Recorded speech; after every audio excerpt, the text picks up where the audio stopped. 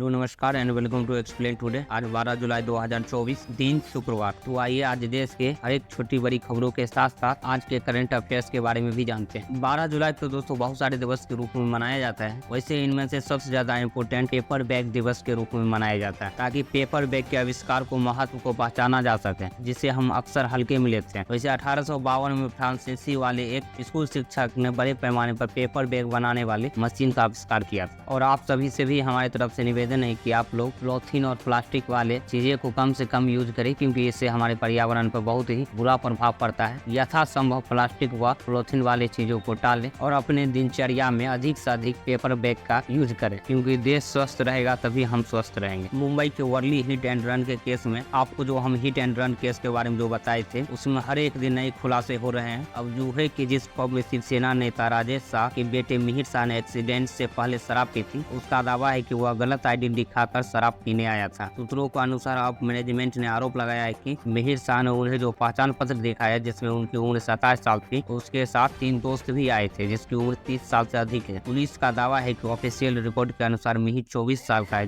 जबकि शराब पीने की न्यूनतम कानूनी उम्र 25 वर्ष। और वहीं नीट के लिए की बड़ी खबर, नीट के मामले में गड़बड़ी को लेकर 38 याचिकाओं पर अगली सुनवाई 18 जुलाई को होगी। कोर्ट ने केंद्र सरकार और एनटीए के हल्फनामे पर याचिकाकर्ताओं को जवाब देने के लिए समय दिया है। चीफ जस्टिस के बेंच ने कहा कि कोर्ट को 8 जुलाई के निर्देश के जवाब में केंद्र और एनटीए ने अपने हलफनामे दायर कर दिए। हालांकि बेंच ने ये पाया है कि कुछ याचिकाकर्ताओं को अभी तक केंद्र और एनटीए के हलफनामे नहीं मिल पाए हैं। मामले की अगली सुनवाई 18 जुलाई को की जाएगी। और हाँ, वही एक शर्मनाक खबर सामने निकल कर आ रही है। आंध्र प्रदेश के नांदियाल जिले में तीसरी क्लास में पढ़ने वाली बच्ची से गैंगरेप और मर्डर का मामला सामने आया है। पुलिस ने बच्ची के स्कूल के 3 नाबालिग छात्रों को आरोपी बनाया गया है। छात्रों ने गैंगरेप के बाद बच्ची को हत्या कर दी और सबूत मिटाने के लिए सबको नहर में फेंक दिया। तब अभी तक बरामद नहीं किया गया है। बच्ची की उम्र 8 साल थी। वहीं आरोपी 2 लड़कों की उम्र 12 साल और 13 साल बताया गया है। दोनों बच्चे 7वीं क्लास में और एक 6ठी क्लास में पढ़ता था। और हाँ, वही आज के मौसम के बारे में आज जान लेते हैं। उत्तर प्रदेश, बिहार और झारखंड में बारिश, बाढ़ और बिजली गिरने से पिछले 24 घंटे के दौरान 56 लोगों की मौत हो गई है। यूपी में बाढ़ बारिश से जुड़े हादसे में 32 लोगों की जान गई है। वहीं राज्य के 12 जिलों के करीब 800 गाँव में बाढ़ जैसे हालात बनी हुई है। पीलीभीत और लखीमपुर खीरी में एनडीआरएफ और एसडीआरएफ की टीम रेस्क्यू में लगी हुई है। वहीं बिहार में बिजली गिरने से 21 और झारखंड में 3 की मौत हुई। आईएमडी ने गुरुवार को बिहार में भारी बारिश और बिजली गिरने को लेकर रेड अलर्ट जारी किया है। वहीं राज्य में गंडक, कोसी, बागमती, कमला और समेत कई नदियां उफान पर हैं। गोपालगंज, पश्चिम चंपारण सहित कई जिलों में बाढ़ आ गई। वहीं मौसम विभाग ने उत्तर प्रदेश, मध्य प्रदेश, असम, मेघालय और अरुणाचल प्रदेश और गोवा में भारी बारिश को लेकर आज ऑरेंज अलर्ट जारी किया है। इसके अलावा उत्तराखंड, हिमाचल प्रदेश, राजस्थान, गुजरात, महाराष्ट्र, छत्तीसगढ़, झारखंड, बंगाल, उड़ीसा और कर्नाटक में भी येलो अलर्ट जारी किए। और वहीं अगली अपडेट, शराब नीति के केस में ईडी ने मंगलवार को दिल्ली के राव रेवेन्यू कोर्ट में 7वीं सप्लीमेंट्री चार्जशीट पेश की। 208 पेज के इस चार्जशीट में दिल्ली के सीएम अरविंद केजरीवाल को केस का सगना और साजिशकर्ता बताया गया है। चार्जशीट में कहा गया है कि स्कैम से मिला पैसा आम आदमी पार्टी पर खर्च हुआ है। वहीं ईडी ने अपनी चार्जशीट में कहा है कि केजरीवाल ने 2022 में हुआ गोवा चुनाव पे आम चुनाव पार्टी के अभियान में यह पैसा खर्च किया गया। वहीं दावा किया गया है कि केजरीवाल ने शराब बेचने के कॉन्ट्रैक्ट के लिए साउथ ग्रुप के सदस्यों से 100 करोड़ रुपए की रिश्वत मांगी थी, जिसमें से 45 करोड़ रुपए गोवा चुनाव में खर्च किए गए। और हाँ, वही अगली खबर, लखनऊ आगरा एक्सप्रेसवे और बुधवार सुबह 5:15 पे एक डबल डेकर स्लीपर बस की टैंकर से टक्कर हो गई। बस बिहार के मोतिहारी से दिल्ली जा रही थी। हादसा एक्सप्रेसवे पर बांगरमऊ कोतवाली के पास हुआ। बस में सवार 18 यात्रियों की मौत हो गई और 19 घायल है। और वहीं अमरनाथ यात्रा के लिए 14वां जत्था जम्मू बेस कैंप से कश्मीर हुआ रवाना। 4800 यात्री उसमें शामिल। और वहीं संभल डीएम ने प्राइमरी स्कूल के टीचर को स्कूल में कैंडी क्रश गेम खेलते हुए पकड़ लिया। मोबाइल की हिस्ट्री चेक की तो हैरान रह गए। मास्टर साहब करीब 3 घंटे से मोबाइल में व्यस्त थे। करीब 1.5 घंटे से तो गेम खेल रहे थे। इस दौरान यूट्यूब, फेसबुक और इंस्टाग्राम भी चलाया गया। डीएम डॉक्टर राजेंद्र पैसिया ने टीचर प्रियम गोयल को जमकर फटकार लगाई और फिर बच्चों की कॉपियां चेक की। एक पेज में 30 गलतियां मिली। यह देखकर डीएम नाराज हो गए। उन्होंने प्रियम गोयल को सस्पेंड करने के आदेश दे दिए। मामला गाँव शरीफपुर के प्राइमरी स्कूल का है। और वहीं वाराणसी पुलिस कर्मियों के बीच चौराहे पर एक युवक को पीटा, फिर लड़की से थप्पड़ मरवाए। सरेआम हुई बेइज्जती से आहत युवक ने गंगा में कूदकर जान दे दी। घर वालों ने देर रात तक सड़क पर सब रख कर हंगामा कर दिया। उनका कहना था कि सभी पुलिस वालों के खिलाफ एफआईआर लिखी जाए, उन्हें गिरफ्तार किया जाएगा। हंगामा बढ़ते देख 5 थानों की फोर्स बुलाई गई। डीसीएफ सूर्यकांत त्रिपाठी को भी मौके पर पहुंचना पड़ा। और वहीं अगली अपडेट, बिजनेसमैन मुकेश अंबानी ने छोटे बेटे अनंत की शादी में महाकाल मंदिर के 2 पुजारियों को मुंबई से बुलाया। उन्होंने अंबानी के घर एंटिलिया में बेटे के दाम्पत्य जीवन की सुख समृद्धि के लिए शिव पूजा रखी। पूजन महाकाल मंदिर के पुजारी आशीष शर्मा और संजय शर्मा ने कराया। 10 जुलाई को शिव शक्ति पूजन के साथ अनंत अंबानी और राधिका मर्चेंट की मेहंदी सेरेमनी भी हुई। दोनों 12 जुलाई को विवाह बंधन में बंधेंगे। विवाह संपन्न होने तक दोनों पुजारी मुंबई में ही रहेंगे। हाई प्रोफाइल शादी की रस्में 3 दिन तक चलेगी। और वहीं नीट पेपर लीक के मामले में सीबीआई ने गुरुवार को रॉकी उर्फ राकेश को गिरफ्तार किया। सीबीआई के सूत्रों के मुताबिक रॉकी ने ही नीट पेपर का लीक होने के बाद उसे हल करवा कर एक आरोपी चिंटू के मोबाइल पर भेजा था। केंद्रीय जांच एजेंसी गिरफ्तार कर कोर्ट में पेश किया है। कोर्ट ने सीबीआई को रॉकी की 10 दिन की रिमांड दी है। इसकी गिरफ्तारी कहां से और कब हुई, इसकी जानकारी जांच एजेंसी ने अब तक नहीं दी है। नीट पेपर लीक के मामले में अब तक 11 आरोपियों को गिरफ्तार किया जा चुका है। और वहीं मुकेश अंबानी के बेटे अनंत अंबानी को 12 जुलाई को राधिका मर्चेंट से शादी करने वाले हैं। मुंबई में हो रही इस शादी में मेहमानों को बनारस का जायजा मिलेगी। अंबानी फैमिली के खास मेहमान बनारस के चौक का मशहूर पान और भदौरिया की स्पेशल चाट क्षीर सागर की मिठाइयाँ का लुत्फ उठाएंगे। 13 जुलाई को रिसेप्शन में बनारस गली नाम की एक गैलरी होगी। गैलरी में 4 वैरायटी के चाट मिठाइयाँ और पान होगा। बनारस के 45 कारीगर की टीम मुंबई पहुंच चुकी है। और वहीं सुप्रीम कोर्ट ने बुधवार को पूर्व सांसद प्रज्वल रेवन्ना से जुड़े सेक्स स्कैंडल के मामले में कर्नाटक सरकार को चेतावनी दी। कोर्ट ने कहा है कि राज्य सरकार आपराधिक मामले की जांच का राजनीतिकरण न करे। सुप्रीम कोर्ट ने ये बात प्रज्वल की मां भवानी रेवन्ना को कर्नाटक हाई कोर्ट से मिली अग्रिम जमानत के खिलाफ विशेष जांच दल एसआईटी की तरफ से दायर याचिका पर सुनवाई के दौरान कही। भवानी पर यौन उत्पीड़न का शिकार एक महिला के किडनैपिंग का मामला भी दर्ज किया गया।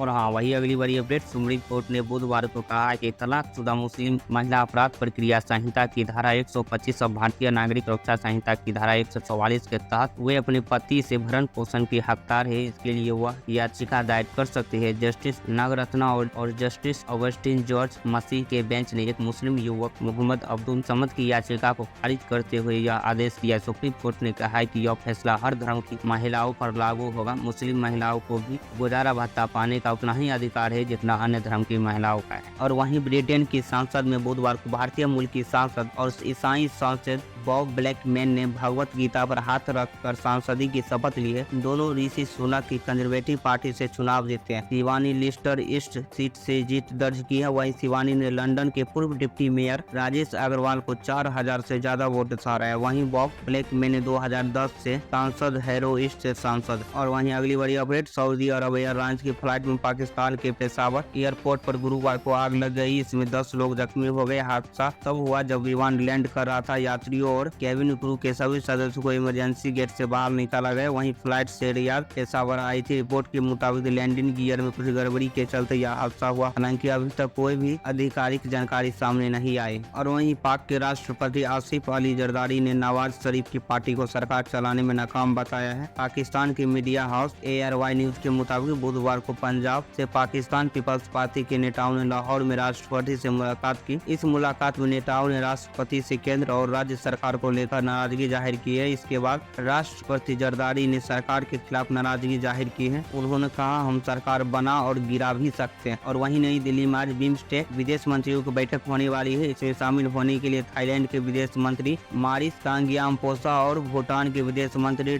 DN ढुंगेल दिल्ली पहुंच गए हैं। ये बैठक 2 दिन चलेगी। इसमें श्रीलंका, बांग्लादेश, म्यांमार, थाईलैंड, नेपाल और भूटान के विदेश मंत्री भी शामिल होंगे। विदेश मंत्रालय के मुताबिक इस बैठक में सुरक्षा, दूरसंचार, व्यापार और आपसी सहयोग पर बातचीत होगी। इस मेजबानी विदेश मंत्री डॉक्टर S जयशंकर करेंगे। विशेषज्ञों के मानो तो इससे भारत अपने पड़ोसी देशों के साथ अपने संबंधों को मजबूत करेगा। यदि आप लोगों को बिम्स्टेक के बारे में नहीं पता है तो दरअसल ये Bay of Bengal Initiative for Multi Sectoral Economic Cooperation Bengal की खाड़ी से सटे हुए देशों का एक क्षेत्रीय संगठन है। इसमें 7 देश शामिल है। पाकिस्तान को इससे अलग रखा गया है। इस संगठन का उद्देश्य तीव्र आर्थिक विकास, सामाजिक प्रगति को बढ़ावा देना और साझा हितों के मुद्दों पर समन्वय स्थापित करने के लिए सदस्य देशों के बीच सकारात्मक वातावरण बनाना। हाँ, तो चलिए आज के वहीं सराफा बाजारों पर नजर डालते हैं। आज निफ्टी 0.03% गिरा और वहीं सेंसेक्स भी 0.03% ही गिरा। वहीं TCS को पहली तिमाही में 12,040 करोड़ का मुनाफा हुआ। यह सालाना आधार पर 8.72% बढ़ा। 10 रुपए प्रति शेयर लाभांश भी देगी कंपनी। और वहीं 73,000 रुपए के करीब पहुंचा सोना। चांदी भी 92,000 रुपए प्रति किलो के के पार। और वहीं प्रधानमंत्री नरेंद्र मोदी ने केंद्रीय बजट 2024 से पहले गुरुवार को अर्थशास्त्रियों के साथ एक मीटिंग की है। इस मीटिंग में वित्त मंत्री निर्मला सीतारमण के साथ नीति आयोग के वाइस प्रेसिडेंट सुमन बेरी, मुख्य आर्थिक सलाहकार वी अनंत नागेश्वर, अर्थशास्त्री सुरजीत भल्ला,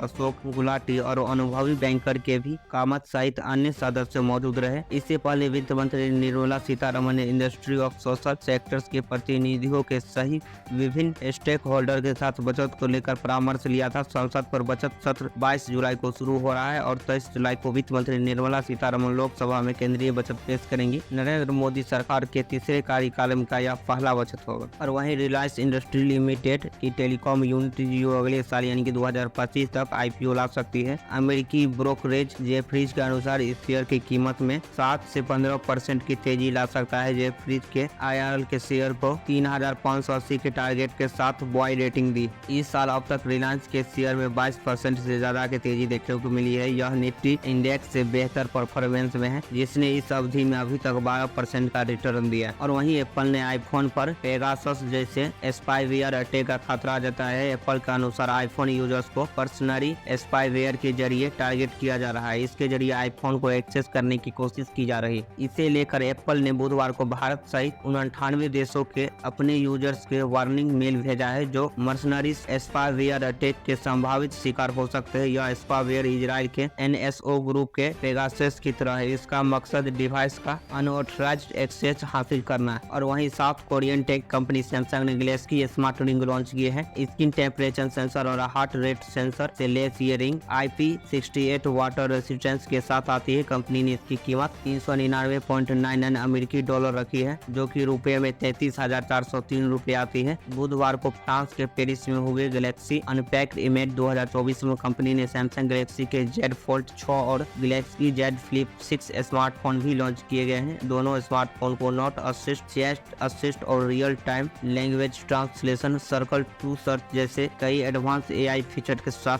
पेश किया गया। इसके अलावा गैलेक्सी बड्स 3 और गैलेक्सी अल्ट्रा वॉच भी पेश की गई। सभी डिवाइस की प्री बुकिंग शुरू कर दी गई है। 24 जुलाई से ये बिक्री के लिए अवेलेबल होंगे। कंपनी सभी डिवाइस पर 7 साल का सिक्योरिटी अपडेट और 7 जनरेशन का OS अपग्रेड सपोर्ट दे रही है। कंपनी ने स्मार्ट रिंग को भारत बेचे जाने की जानकारी नहीं दी। और वहीं बैंक ऑफ महाराष्ट्र में 195 पदों पर निकली भर्ती। एज लिमिट 50 साल से 1.5 लाख से ज्यादा होगी। इसके लिए एजुकेशन क्वालिफिकेशन पद के अनुसार मास्टर या बैचलर डिग्री, CA, CMA या CFA, BE या BTOC या फिर लॉ में बैचलर डिग्री भी पद के अनुसार हो सकता है। साथ ही 3 से 12 साल तक वर्क एक्सपीरियंस। आयु सीमा डिप्टी जनरल मैनेजर के लिए 50 साल, असिस्टेंट जनरल मैनेजर के लिए 45 साल, वही चीफ मैनेजर के लिए 40 साल और इसी प्रकार के आगे के पद अनुसार उनकी उम्र आपको स्क्रीन पर दिख रहा होगा। अप्लाई करने के लिए स्क्रीन पर दिए गए ऑफिशियल वेबसाइट पर जाकर अप्लाई कर सकते हैं। और वहीं अनंत राधिका के शादी रिटर्न गिफ्ट में करोड़ों की घड़ी, सुरक्षा में 10 NSG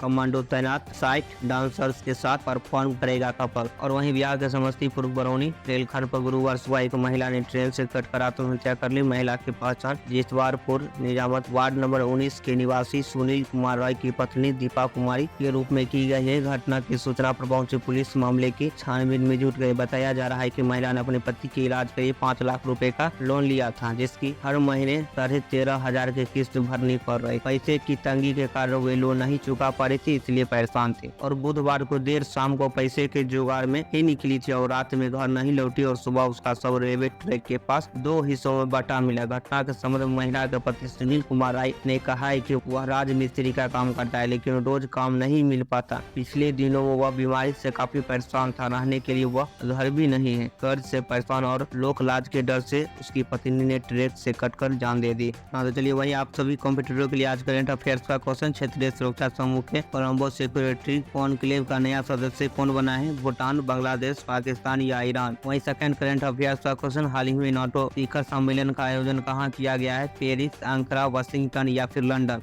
वही थर्ड करंट अफेयर्स का क्वेश्चन। विश्व जनसंख्या दिवस प्रति वर्ष कब मनाया जाता है? 9 जुलाई, 10 जुलाई, 11 जुलाई या फिर 12 जुलाई। वही फोर्थ करंट अफेयर्स का क्वेश्चन, सुप्रीम कोर्ट में एक नए फाइलिंग काउंटर का उद्घाटन किसने किया है? अमित शाह, डीवाई चंद्रचूड़, राजनाथ सिंह या फिर अनुराग ठाकुर। इन सभी का उत्तर आपको कमेंट में देना है। जिसका उत्तर सही होगा उसको हम लाइक कर देंगे, या फिर इन सभी का उत्तर आप लोगों को नहीं पता है तो आप इस वीडियो को डिस्क्रिप्शन में जाकर इसका आंसर देख सकते हैं। तो आज के लिए इतना ही। इसी प्रकार के डेली देश विदेश और सरकारी योजनाओं से जुड़े खबर पाने के लिए एक्सप्लेन टुडे को सब्सक्राइब करके अपना प्यार अवश्य दिखाएं।